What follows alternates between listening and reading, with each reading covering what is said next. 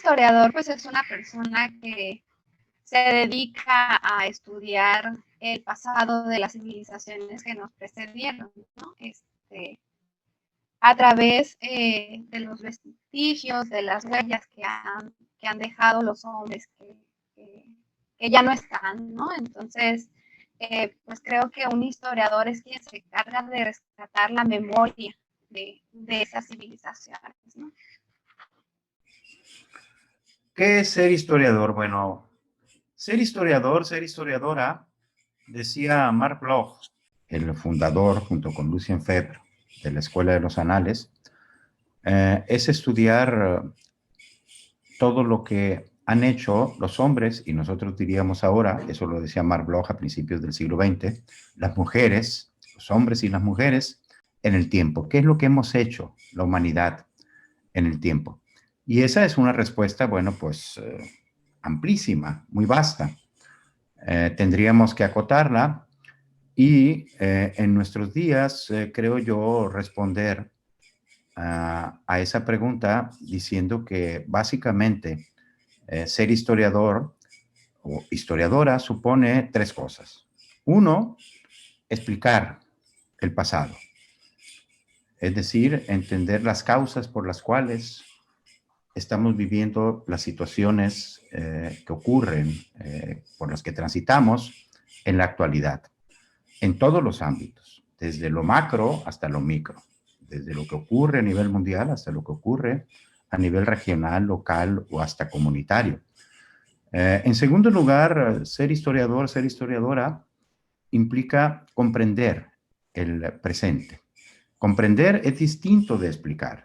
Hay en la tradición alemana esta distinción entre lo que ellos llaman la Verstehen y lo que llaman la Erklären. Una cosa es la Erklären, es decir, la explicación de las causas por las cuales estamos viviendo las situaciones que vivimos, y otra cosa es la comprensión, que alude, o la Verstehen, como dicen los alemanes, que alude al entendimiento del sentido, del significado que le atribuimos a nuestras acciones.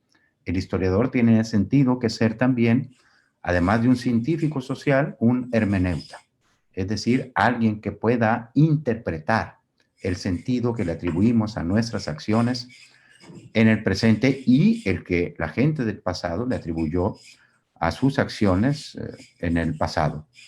Y en tercer lugar, desde luego, aunque esto es un poco más polémico, pero yo soy de los que cree que sí hay que considerar esta tercera tarea del historiador, de la historiadora.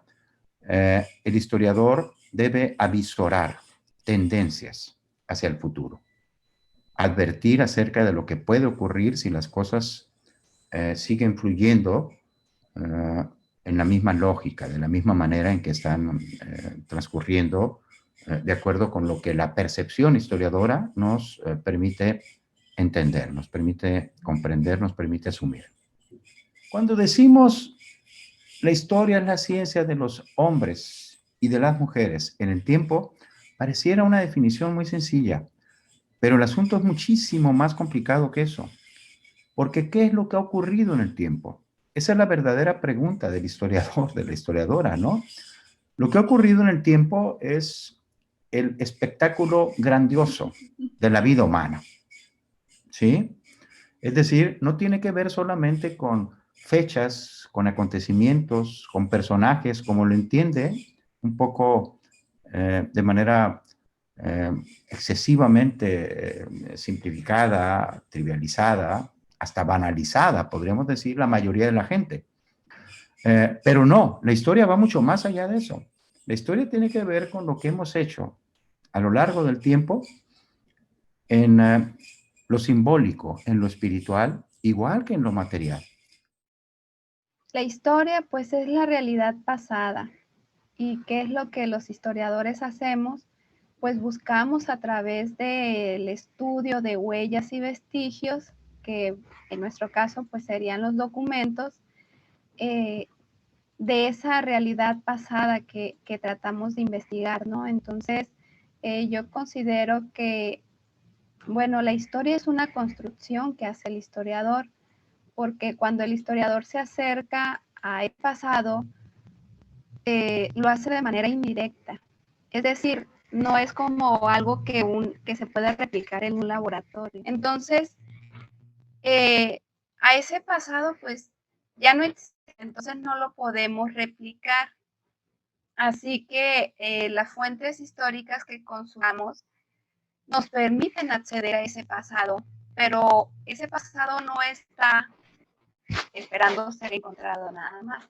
Los historiadores nos acercamos a esos documentos con preguntas, con ideas preconcebidas, desde una perspectiva determinada para construir un pasado, para representar ese pasado que ya no está, ¿no? Entonces, digamos que lo que es la historia es una representación que hacemos los historiadores de un pasado que ya no podemos replicar, sino que lo podemos reconstruir únicamente.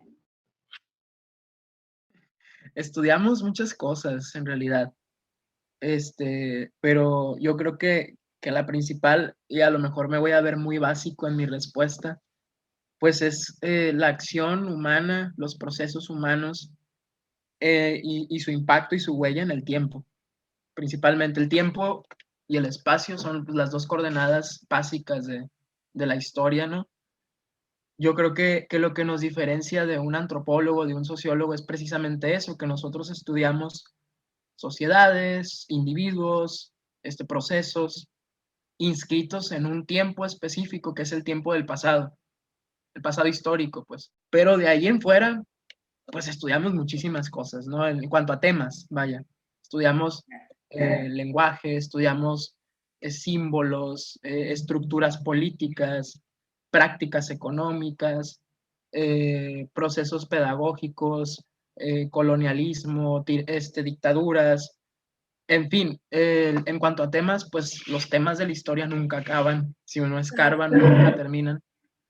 Pero lo que sí nos diferencia de otras disciplinas académicas de las humanidades, pues es eso, la perspectiva del tiempo. Pocas veces, de hecho, nos preguntamos nosotros, ¿no? Que estudiamos historia, ¿qué es propiamente la historia? Para mí, de acuerdo a mis lecturas, de acuerdo a lo que he logrado construir, pues, en el tiempo de la carrera y lo que llevo ahorita como docente es, pues la historia es justamente todo este discurso, todo este tramado de sucesos, de procesos, de acciones que han sido susceptibles de ser analizadas por personas en el presente. Personas con estas herramientas, ¿no? Vaya, por historiadores, pues. Esta serie de cosas que han ocurrido y que han impactado a la humanidad, desde las más pequeñas hasta las más amplias, que hemos analizado y problematizado desde hoy, desde el presente, pues todas estas personas que nos dedicamos a esto, ¿no? Hay también muchas visiones erradas sobre qué es la historia, ¿no? De repente está esta idea, ¿no? De, es que, ¿para qué? O sea, la historia, de todas maneras, la escribieron los vencedores y demás. Bueno, no, la historia no la escribieron los vencedores, esa es una parte, un cuadro nada más de la historia, muy pequeño, pero está la historia oral, la que se va transmitiendo a lo largo de generaciones, está la historia social, bueno, todas estas ramas de la historiografía que también se ven en la escuela, ¿no? Y yo creo que eso es propiamente la historia, toda esa serie de sucesos, procesos, personas, individuos, grupos, cosas que han sucedido que nosotros desde hoy vamos analizando y problematizando. Nosotros somos los que le damos sentido a la historia a través de nuestra visión crítica y sensible, pues.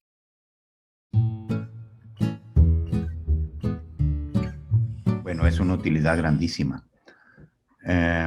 También nos ocurre, ¿no? Que cuando sentimos la inquietud por inscribirnos en la Facultad de Historia o simplemente por leer textos de historia y la gente que está cerca de nosotros, amigos, padres, hermanos, amigas, nos llama de repente la atención, ¿no? Y nos dicen, bueno, pero ¿para qué sirve eso de la historia, no? Y uno de repente no encuentra tampoco una respuesta tan a la mano, tan inmediata, o que tenga un sentido práctico para la gente. Pero como estudiantes de cuarto grado de la facultad, de tercer grado de la facultad, ya del segundo grado, creo que cada vez va quedando más claro cuál es el horizonte de utilidad de la historia. En nuestro caso, voy a poner algunos ejemplos. Uno escucha o lee el periódico, eh, da un repaso a lo que dicen las redes sociales, se entera de una noticia por televisión. Muy bien.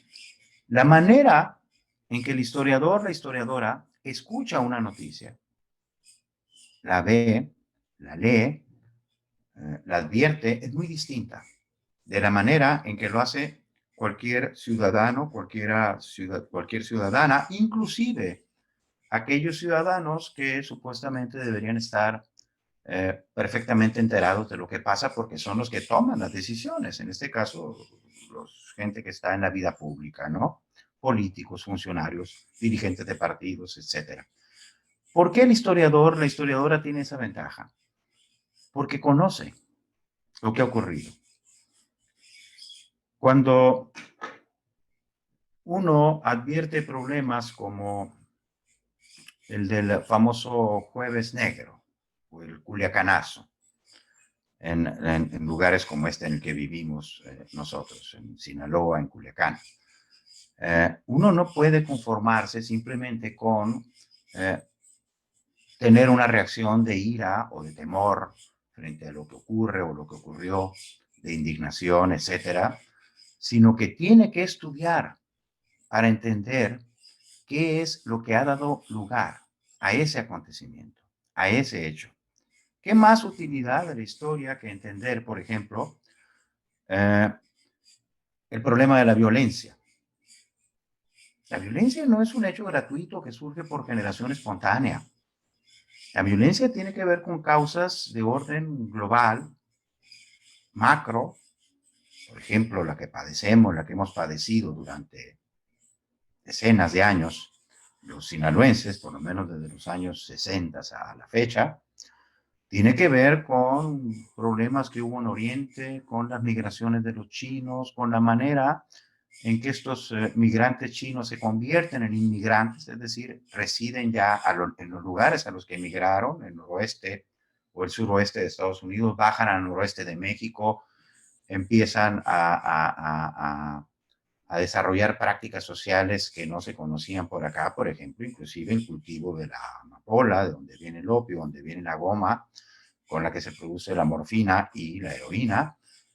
Y entonces el asunto va adquiriendo una densidad que la gente no conoce, ¿no? De ahí viene el problema del narcotráfico. Luego viene la Segunda Guerra Mundial. Y con la Segunda Guerra Mundial hay un acuerdo para que lo que se conoce como el Triángulo Dorado, es decir, Sinaloa, Durango, Chihuahua, en ese territorio, en ese espacio, se pudiera sembrar y producir, sembrar amapola, producir goma de opio, porque era la materia prima para la anestesia en aquel tiempo. Los Estados Unidos y los países del bloque de los aliados se habían quedado prácticamente sin insumo porque el país que les surtía de esa materia prima se había alineado a las potencias del eje, ¿no? Y entonces, bueno, pues hay que suministrar, porque pues una guerra tan sangrienta como la Segunda Guerra Mundial sin anestesia, pues es una cosa terrible, ¿no? Para atender a los heridos, etcétera. Y entonces va adquiriendo forma una explicación que va mucho más allá de la mera indignación, de la mera condena, e inclusive de la mera acción punitiva o policíaca de persecución al crimen organizado, un fenómeno al que dio lugar, o más bien un fenómeno que tiene una raíz histórica, una causalidad histórica. ¿Qué utilidad tiene eso? Para terminar con el ejemplo. Pues tiene la utilidad de que podemos entonces entender cómo después de la Segunda Guerra Mundial hubo gente que siguió dedicándose a esa actividad a pesar de que entonces se prohibió. ¿Por qué? Porque eso cambió su horizonte de vida. Y esa gente empezó a bajar de la serranía, de los altos, a los valles y posteriormente a las ciudades.